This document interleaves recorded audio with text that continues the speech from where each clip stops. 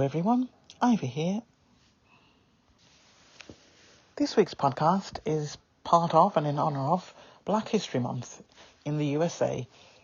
The UK version takes place in the autumn throughout October. As this podcast channel encompasses global issues, and as it is based in the UK, I am honouring the USA Black History Month and covering the UK origin of the channel by opting to highlight and celebrate the achievements of black people based in the UK around the Tudor period. The Tudor period was between 1485 and 1603. To put this era into perspective, consider a few major figures and events of the time.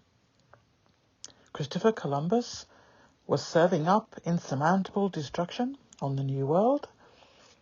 The Transatlantic Slave trade was born.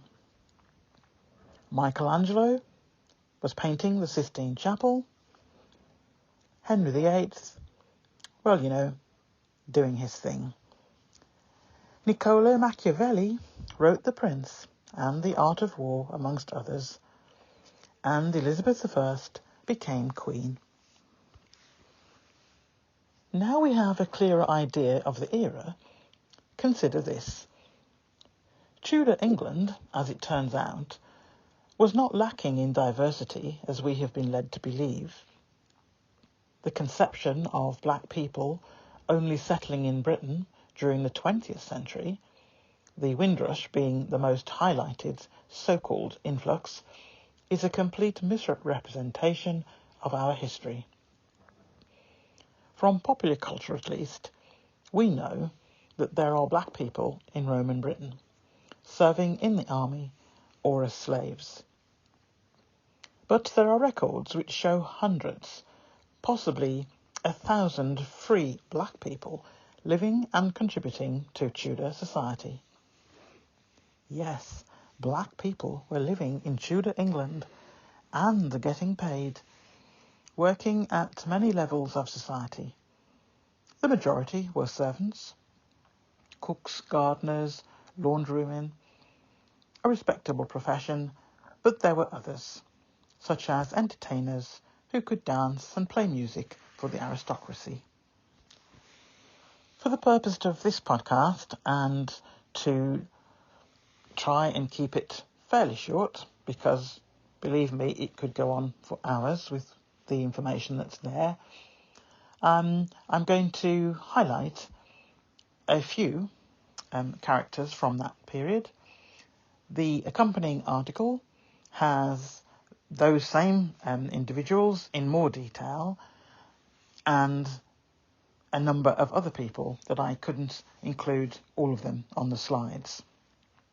So you will sort of have background information on about a dozen or so people. There will be copies of the slides, images, paintings done at the time. There are some that other researchers, and certainly for my short period that I've been doing it over the last few months, I wasn't able to find paintings or images of some of the characters, but there were caricatures, drawings of those individuals or people deciding that that's how they would look and how they would dress. So where I found those, I've included them. There are, as you can imagine, several reference sources at the end of the article, and I have tried where possible to make some of the references link to a particular person.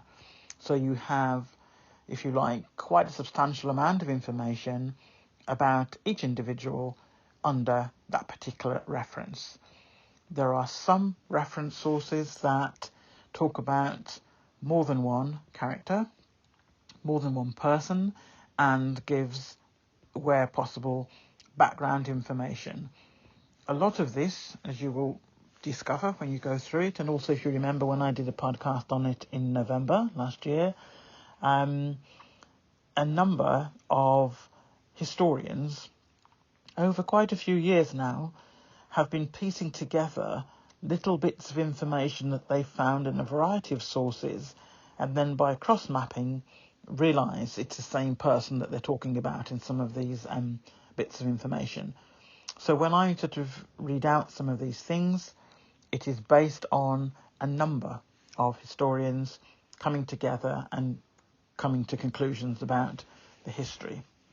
It's been very difficult for them. And I know that I quoted one of the authors and a book, The Black Tudors, Miranda Kaufman, who I seem to go back to on a number of occasions because I find that book particularly excellent and a good starting point to sort of point in the direction of other reference material. What else is there I can say on that front? Quite a lot, according to Miranda, as one example, of the information about some of the individuals that I will refer to in this podcast, and I said in the accompanying article, were put together by other people. So we're reliant on someone else interpreting and deciding what is important to write about someone. So some of the things that you hear or read, you will sort of probably question, or at least you need to take it with a pinch of salt as to how accurate that is. Things like paintings are in very short supply, in as much that there is a wider supply, but they're not accurate. And generally, when black people were included in paintings, they were either made to look white, or certainly lighter than some of them were. And also the way that they were depicted in the paintings was very subservient and in some cases offensive. I found them offensive, and I'm sure other people did as well, and I know some of the historians did. When you bother to go there now, I haven't included them in here, but you will see them in the reference links and you'll come across them. But people were generally dressed like servants, whether or not they were. But there are examples of paintings of black and white people dressed like aristocrats, dressed in the lifestyle that they were living to a degree. There were some elements that they could dress like that and behave like that with family members, but when visitors came to their property, they were hidden from view. Even though the visitors knew that they were there, it's not like it was a secret in that sense, but they were just not allowed to mix with the white society. Not all, but that applied to quite a few. So some of the paintings you will see people, either black people anyway, they're either holding flowers or fruit or a basket or something or other, and then the white person that's in the painting is carrying nothing, or is made to make it obvious that they are deemed to be better of the two. Not all, and you will see the examples where that isn't the case, and where possible, where I found that, and also where I have to say researchers have found, not me so much. I've just been going through what researchers have been going through and coming to conclusions about. But some of those paintings are still hanging in various buildings in the UK, and the reference sources tell you where they are. So, as I said, the reference sources on this one is very, very long because, as I said, I've tried to give reference links to individuals where the information is all in one place, but then I've done a lot of links to sites that are dedicated to trying to add to the body of knowledge about black people who lived in the UK at various points, not just the Tudors. That's just one of the periods. I think it's interesting. You literally could spend years researching this, but hopefully this podcast, the few slides, a bit of information that I've put with it, the article, and definitely the links will allow you to search for even more information. And well, obviously, it would take a lot longer than half an hour or so in a podcast for me to cover. So that's the reason for that. I will be doing another podcast in October when the UK has Black History Month, and it'll probably go into the Stuart period as well. We'll see, but I will be doing another one because there are a number of people that I came across in the research for last year's episode together with this that I've not been able to include. So they haven't gone to waste, they won't go to waste, and I will be highlighting those in October. Right, the first person that I will be highlighting is John Blanc. John Blanc, the unwitting poster boy for the Black Tudors, although his image is a caricature. Not a lot is known about Blanc, but it is believed he came to London around 1501 as one of the African attendants of Catherine of Aragon. John Blanc was a trumpeter and was hired by Henry VII to play in his court. A surviving document from the accounts of the treasurer of the chamber records a payment of 20 shillings to John Blanc, the Black Trumpet, as wages for the month of November 1507, with payments of the same amount continuing monthly through the next year. He successfully petitioned Henry VIII for a wage increase.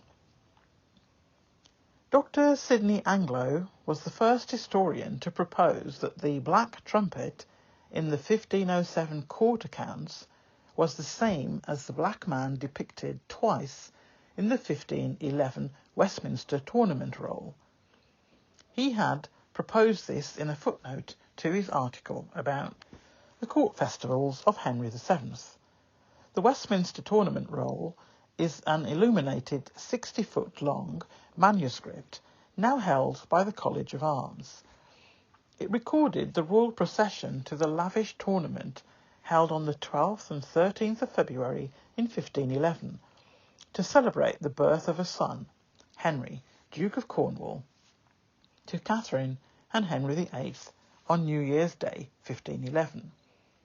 John Blanc is depicted twice as one of the 6 trumpeters on horseback in the royal retinue.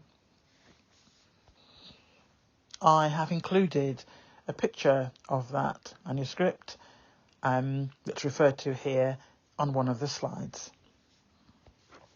The royal trumpeter John Blanc was known to earn 3 times the wage of an average servant. The 60-foot-long vellum manuscript commissioned by Henry VIII sees Blanc sitting on a horse with a trumpet in his hand and a turban around his head. A great example of just how free and ordinary the lives of some of the Black Tudors were is illustrated in historian Miranda Kaufman's book Black Tudors, The Untold Story, published in 2017. Kaufman brings to life the lives of 10 characters whose skills made them valued, integrated members of their community. They included a silk weaver, a salvage diver, a merchant, and a prostitute. Nothing screams integration like interracial relationships. Parish records show interracial marriages. For example, in 1599, in St. Olave, Hart Street, John Cathman married Constantia, a black woman and servant. A bit later, James Currers, a Moor Christian, married Margaret Person, a maid. But how did we come to be here, you wonder? Well, a great deal came via Portuguese trading ships with enslaved Africans on board. Others came with merchants or from captured Spanish ships. England had not yet established itself as a superpower colonizer.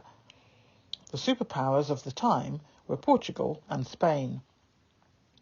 In 1562, Captain John Hawkins, on behalf of Elizabeth I, made his first slaving voyage to Africa, making a further 3 voyages over 6 years. It was not until the early 1600s that they really ramped up their slaving enterprise. On England's soil, however, it was forbidden by law for anyone to be a slave. London could definitely be seen as a metropolis. Even then, it was the most diverse city in England. Immigrants from France, Spain, Italy and Portugal came to London in their thousands, with approximately 1,000 Africans living across England. The city grew from 50,000 in 1500 to 200,000 a century later. To state the obvious, assimilation was easier for the Europeans. The Africans were an easy target for a city under strain. Tolerance towards black people became a notable issue, as documented in the Cecil Papers in 1601. And a quote from that: "The Queen is discontented at the great numbers of negers and blackamoors, which are crept into the realm since the troubles between Her Highness and the King of Spain, and are fostered here to the annoyance of her own people." End of quote. We did not come here by choice, but we were definitely here and present in society nonetheless. Our presence grew to approximately 20,000 by the 1800s, largely due to the end of slavery. There were even prominent and celebrated figures such as Caesar Picton, Olodar Equiano, and Ignatius Sancho, who you'll hear about a little bit later, who enjoyed wealth and influence. To say it is time to change the narrative of this nation's history is an understatement. The omission of the greater story is damaging and deliberate. When it comes down to it, the onus is on us. We need to make sure we fill the gaps or craters and tell the story like it really is. Miranda Kaufman, the author of Black Tudors, is a senior research fellow at the University of London, Institute of Commonwealth Studies. The Black Tudors was her first book and was shortlisted for the Wolfson History Prize in 2018. So returning briefly to John Blanc, the royal trumpeter, he was present at the court of Henry VII from at least 1507 and may have arrived with Catherine of Aragon in 1501, when she came from Spain to marry Henry VIII's older brother, Prince Arthur. In 1509, he performed at both Henry VII's funeral and Henry VIII's coronation. As we've heard, he was paid wages and successfully petitioned the new king for a pay rise. He married in 1512 and was given a wedding present by Henry VIII, but after that he disappears from the records. Second person that we sort of do a summary of is Jacques Francis, the salvage diver. An expert swimmer and diver, both skills common to his native land, but extremely rare in Tudor England. Jacques Francis was part of a team hired to salvage guns from the wreck of the Mary Rose in 1546. When his Venetian master Peter Paolo Corsi was accused of theft by a consortium of Italian merchants based in Southampton, Francis became the first known African to give evidence in an English court of law. Diego, the circumnavigator. Diego ran through gunshots in his eagerness to be taken aboard Francis Drake's ship when it docked in Panama in 1572. He forged an alliance between the English and the local Cimarrons, who were Africans who had escaped their Spanish captors to found their own settlement, that resulted in the capture of over 150,000 pesos of Spanish silver and gold. Following this lucrative adventure, Diego returned to Plymouth with Drake, whence they set sail together again once more to circumnavigate the globe in 1577 on the Golden Hind. He was with Drake when he passed through the Straits of Magellan, raided South America, and laid claim to California in the name of Elizabeth I in 1579. Diego died near the Moluccas of an arrow wound sustained after a fight a year earlier, who lived on the Mocha Island off the coast of Chile. Edward Suave, the porter. You will see a little bit more about him in the slides later on. In 1596, Edward Suave whipped John Guy, the future first governor of Newfoundland. They were both servants in the Gloucestershire household of Sir Edward Winter. Guy managed the ironworks, while Suave was the porter. Suave had likely been brought home by Winter after he captained the aid on Francis Drake's Caribbean raid of 1585 to 1586, one of many Africans who fled their Spanish enslavers to join the English.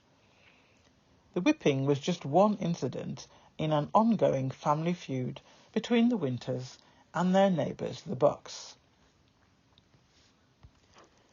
Edward appeared as a witness in the ensuing court case of 1597, his testimony confirming that he, a black Tudor, had whipped a white man before a crowd assembled in the Great Hall at the Winters' home, Whitecross Manor.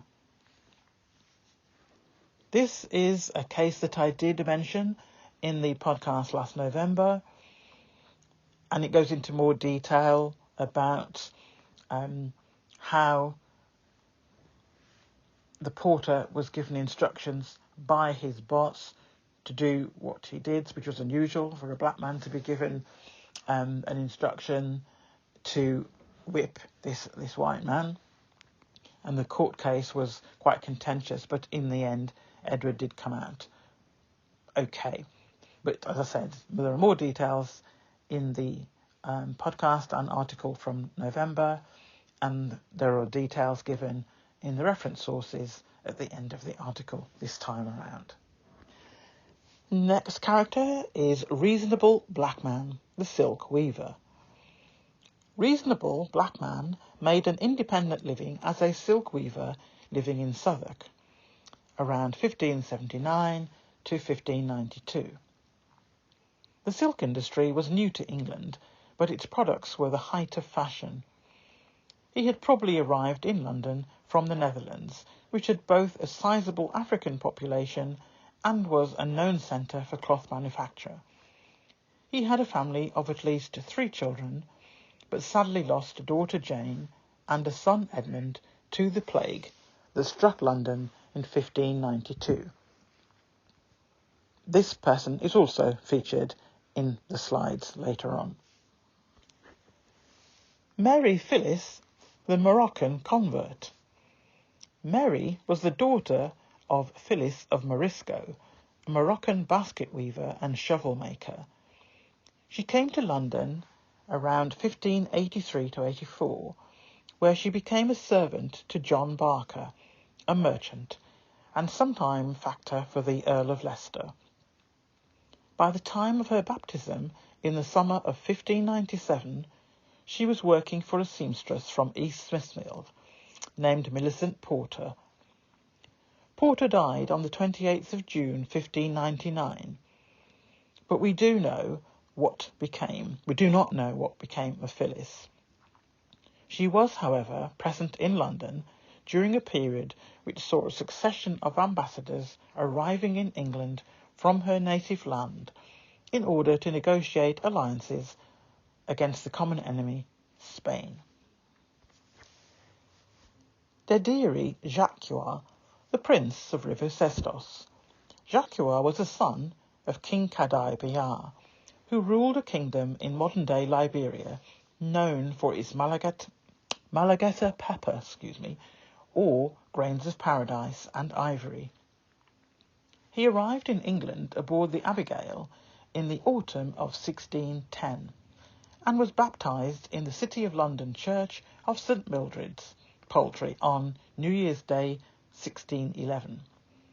He spent 2 years in England with John Davis, the leading Guinea merchant of the day, before returning home. In 1615, he received a delegation of East India Company merchants en route to Bantam. They reported that he spoke good English and made great proffers and promises of trade. You will find there are more details about this particular person in the article and links that go directly to information about his time in the Tudor period. John Anthony, a mariner of Dover. John Anthony was a sailor who almost certainly came to England with the pirate Sir Henry Mainwaring. In 1619 he was employed aboard the Silver Falcon on a voyage to Virginia. Had all gone according to plan, he, a free waged sailor, would have been the first African to arrive in an English colony in mainland North America. However, the ship only made it as far as Bermuda, where it acquired a cargo of tobacco in dubious circumstances before docking unexpectedly in the Netherlands. A bitter dispute followed between the owner of the ship, Lord Zeusjacques, and the principal merchant in the venture. This held up the payment of John Anthony's wages, but after petitioning Lord Zeusjacques, he eventually received payment with interest in the spring of 1620. Catalina of Almondsbury, an independent single woman. One of a number of Africans recorded in rural locations. Catalina lived in the small Gloucestershire village of Almondsbury, not far from Bristol, until her death in 1625. An inventory survives of the goods she owned. Her most valuable possession was a cow, which not only supplied her with milk and butter, but allowed her to profit from selling these products to her neighbours. No furniture is listed, which suggests she may have shared her home, perhaps with Helen Ford, the widow who administered her estate. Her possessions, from her cooking utensils to her tablecloth, each tell us something of her life. But the fact that she had them at all tells us even more. Africans in England, like Catalina, were not owned, but possessed property themselves. The next lady, Omoba Aina, as she was born, or Sally, as Queen Victoria nicknamed her. She was named after her rescuer ship, HMS Bonetta. She is featured in the slides as well. Sarah was born 1843, a West African Egbado princess of the Yoruba people. At age 5, her village was attacked and her parents killed. Shortly before she was due to be sacrificed in the court of King Gezo, she was saved by a British captain, Captain Frederick E. Forbes of the Royal Navy, who suggested she be offered as a present to Queen Victoria. Transported to England, Sarah lived at first with Captain Forbes's family. On the 9th of February she was taken to Windsor Castle and received by Queen Victoria and Prince Albert. The Queen was so impressed with Sarah that she paid for her education and met with her on several occasions, even writing about her in her journal. Sarah was plagued by fragile health. In 1851 she returned to Africa to attend the Female Institution in Freetown, Sierra Leone. At 12 years old, Queen Victoria commanded that Sarah return to England and was placed under the charge of Mr. and Mrs. Shone at Chatham. Growing up, Sarah spent a lot of time visiting Queen Victoria and their household at Windsor Castle, and was close friends with her daughter, Princess Alice. Queen Victoria was impressed with Sarah's natural, regal manner and her academic abilities and knowledge of literature, art and music.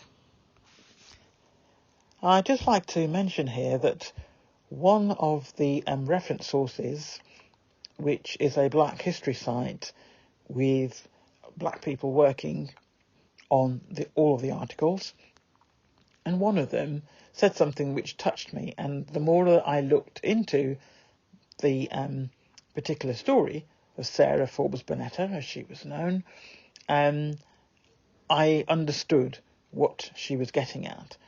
And what this particular writer said: there is a deep sadness and hidden trauma in the eyes of Sarah Forbes Bonetta in every photo I have seen of her.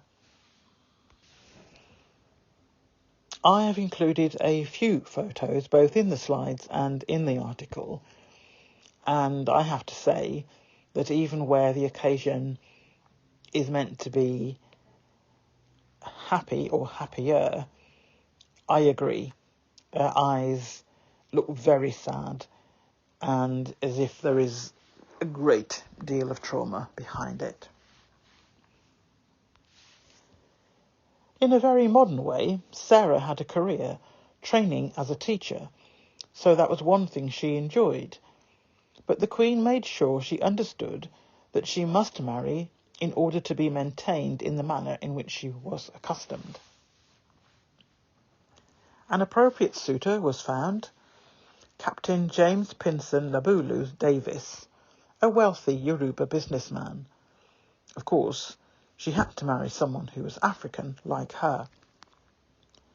Sarah refused and was sent to live in Brighton with two elderly ladies whose house she described as a desolate little pigsty. Unhappy with the situation, Sarah felt she had no choice but to accept the marriage offer. Following their wedding in 1862, the couple lived briefly in Brighton's Seven Dials at 17 Clifton Hill. They then moved to Lagos and had 3 children. Victoria Davis was born in 1863, followed by Arthur Davis in 1871 and Stella Davis in 1873.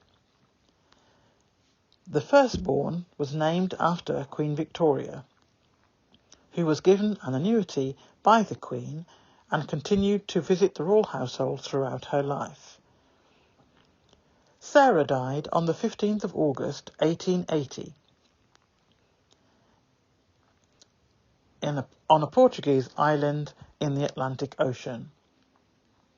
Her husband erected a granite obelisk-shaped monument more than 8 feet high in her memory in western Lagos, where he had started a cocoa farm. The inscription reads: "In memory of Princess Sarah Forbes Bonetta, wife of the Honourable J.P.L. Davis, who departed this life at Madeira, August the 15th, 1880, aged 37 years." The final one in this section of the podcast, before I go on to the slides, is Dido Belle Elizabeth Lindsay. Dido lived from 1761 to 1804, and her portrait still hangs in Kenwood House. Dido was born during a period of time where slaves were sold in the transatlantic slave trade. Her mother was a West African woman, and her dad was a white British man who was a Navy officer working in the Caribbean. She's often seen as the first black aristocrat, which means she was part of the British upper class at the time. She was taken away from her mother and brought to the UK to be looked after by her father's family in Kenwood House in North London. However, even though she was part of the upper class, she was not always treated like that, because she was mixed race and not white. Historians say that even though her family loved her, they often would not let her be seen by guests who would visit the family. On the slides that relate to Dido, you will see the famous painting that is still hanging in London, and you will see her with her half-sister, who is white. And there's information around that, and also far more in the reference sources at the end of the article. The first slide is just a summary, and I'm not going to read through everything on it because you can see it for yourselves, both in terms of when the podcast is playing, but also you will see it in the article. All the slides will be included. So, introduction. The Tudors reigned from 1485 to 1603, then the Stuarts from 1603 until 1714. It is now possible for many of the African diaspora tracing their ancestry to go back as far as the early 18th century, but we know virtually nothing of the African diaspora before that period. Miranda Kaufman's book, Black Tudors, which we discussed in the podcast episode 21 on the 7th of November 21, is most certainly revealing. The Tudors. We know what they wore, we know what they ate, we know the details of their monarchs' love lives, and how they caused seismic changes in our country's religious and political history. But what about the Black Tudors? The first slide is about John Blank, the trumpeter.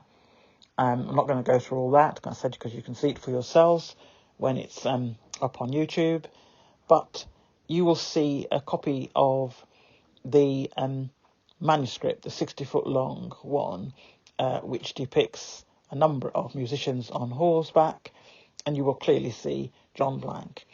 And when you see drawings, caricatures of what John may have looked like, you can see from that the clothing and the headgear that he's wearing, it's taken from that manuscript. So it's as near to accurate as it can be, but there are no, at least not yet discovered, photos or paintings of him. One of the slides shows an entry of proof of payment that John Blank received for his services, and in the article you'll see there are various dates of when similar documents were found and entries in the accounts, proof that he was earning his money and where he had the increase from Henry VIII afterwards. The next series of slides, is about Edward Suave. It's detailed. There are a number of, I think, interesting points around his time with Drake and Caribbean raids, and also, as you will see, there was so much around this character that there are several reference sources linked to his name that I hope you will find interesting. You will see there are a number of characters that I've already mentioned at the beginning of this podcast. One of them, which I'll just point out, yes, there's lots of details there, and a painting, a famous painting of Francis Williams, who was born in 1702 to 1770. It's a picture of Francis, who is a scholar, a writer, and is in his study. But the window in the background of the painting depicts a scene from Montego Bay, Jamaica, which is where he was from. Oh, it's just a detail that I'd seen the painting when I was researching before, but I didn't see information about that scene out the window. So, it was just a small detail, but I found that fascinating, that the painting was of him in his office here in the UK, but the window scene, or at least what you can see through the window of his study, is a scene from Montego Bay. As I said, there is no point in me reading through all of the slides. You will see that for yourself. I've mentioned some because there are some people that only have the audio of this podcast listening on a number of other platforms, but they do have access to the article, and I know that many of them do go and read that in more detail. I will just finish off my section in terms of talking about it, a quote from Maya Angelou. And she said, "The more you know about your history, the more liberated you are." I agree entirely. I'm going to bring this podcast to an end now because, as I said, it's self-explanatory when you look through the slides and the information and the paintings or drawings. And for those of you who are listening on other platforms where you don't have the visual, you know I always quote the website on the information that you have. Please visit.